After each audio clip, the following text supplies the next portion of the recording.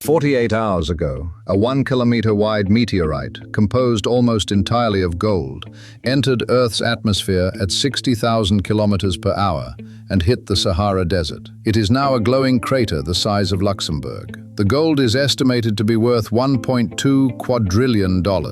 Which is 8 times global GDP. I checked. I checked if we are all dead. The answer is complicated. I had a normal Tuesday planned. Let's walk through this.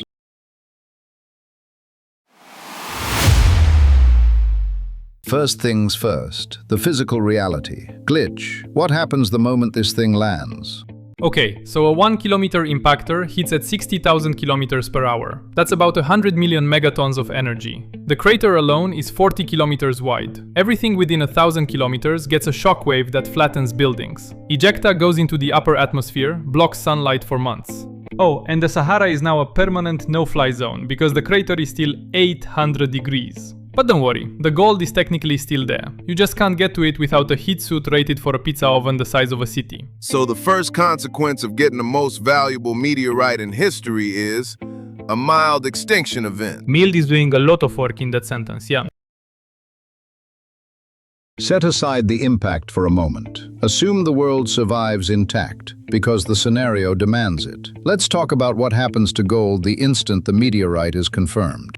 Gold dies instantly, before the thing even cools down. The second scientists confirm the composition, every gold market on Earth freezes. Gold's entire value is based on scarcity. There are about 200,000 tons of gold ever mined in all of human history. This one rock just delivered roughly 8 times that in a single afternoon.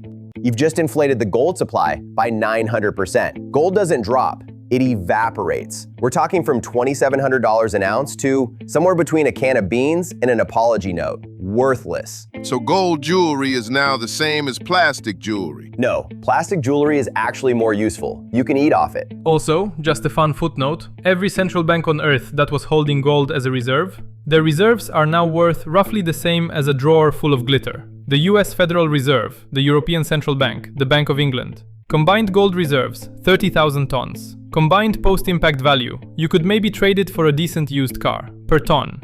And the currencies backed by those reserves are now backed by nothing.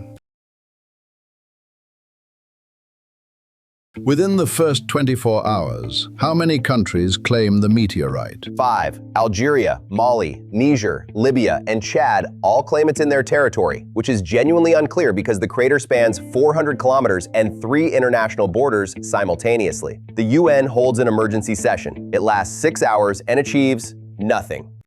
Meanwhile, every mining company on Earth has already filed a legal claim with whichever government will pick up the phone. And the military response? Immediate. The US Air Force has drones over the crater within 8 hours. France has boots on the ground by hour 12. China has a mining survey team in a cargo plane before the dust cloud clears. Russia announces the meteorite is, quote, an international resource of shared humanity, which is what they say when they want something but don't have a legal claim to it. I love that the rock hasn't even cooled yet, and we're already having a geopolitical crisis. A giant gold rock lands, and the first thing humanity does is argue about who owns it.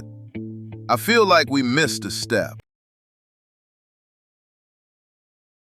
Oh no, here's where it gets interesting for me. Because here's the thing nobody's talking about. The gold itself is worthless now, but the crater isn't. A 40-kilometer crater in the Sahara that's still 500 degrees. Do you know what that is? That is a geothermal energy source the size of a city. You could power the entire continent of Africa for 1,000 years from the residual heat alone. So while everyone is squabbling over valueless gold, there's one resource sitting at the bottom of that crater worth more than all the gold ever was, and it's free. So the real asset isn't the gold at all. The gold is the distraction. It's always the distraction. Here's where the money is. Whoever secures rights to that geothermal site becomes the most powerful energy company in the world. I've already drafted a prospectus. He's been here for 4 minutes, and he already has a prospectus. 6 minutes. I drafted it in the car. Can we go back to the part where this kills us? Ejecta in the atmosphere blocks sunlight. Agriculture collapses. Food prices go through the roof. While Slick is pitching geothermal startups, actual human beings are dealing with a temporary volcanic winter. I ran the atmospheric modeling. For a 1-kilometer impactor, the cooling effect is probably 6 to 18 months of reduced sunlight. Global crop yields drop by roughly 30%. Which sounds bad until you realize that gold, which was one of humanity's main inflation hedges, is now also worth nothing. So it's a climate crisis and a financial crisis at the same time, which is honestly impressive. Most disasters only manage one. And the people who suffer most? The poorest billion. Same as always. The rich have stockpiles, private islands, contingency plans. The people living closest to the margins get squeezed first. Food prices spike. Nobody in this room is going hungry. But out there, yeah. It's bad. Let's land this. The world has $1 quadrillion worth of gold it can't use, an energy source nobody thought of, 5 countries on the verge of war, and a global economy built on a gold-backed assumption that just evaporated overnight. In 50 words or less, is this a catastrophe? Yes, it is a catastrophe. Unreservedly, no notes. It's a reset. The old monetary system was already broken. This just forces the replacement that was overdue by about 20 years. Painful? Sure. Necessary? Maybe. A family in Mali whose crops failed because the sky went dark for a year doesn't care about monetary resets. They care about eating. I'm gonna say catastrophe. 3-1 against. But here's what I find genuinely fascinating. Humanity has spent 6,000 years treating gold as the ultimate store of value. Wars fought over it, empires built on it, the entire concept of money anchored to it.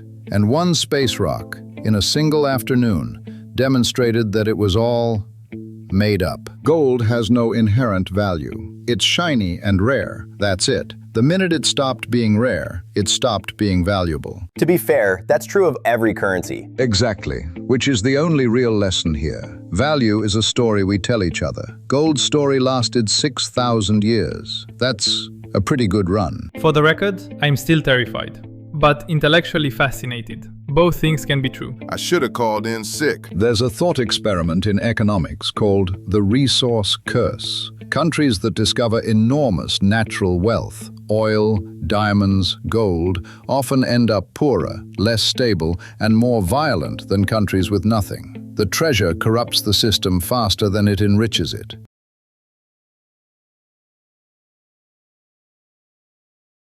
The gold meteorite is the resource curse. At planetary scale, $1 quadrillion of gold landed in the Sahara, and the world's first response was to argue about who owns it, while the actual value, unlimited clean energy, sat right underneath, ignored. The universe dropped the answer in our lap. We spent the first week fighting over the wrapping paper. Checkmate.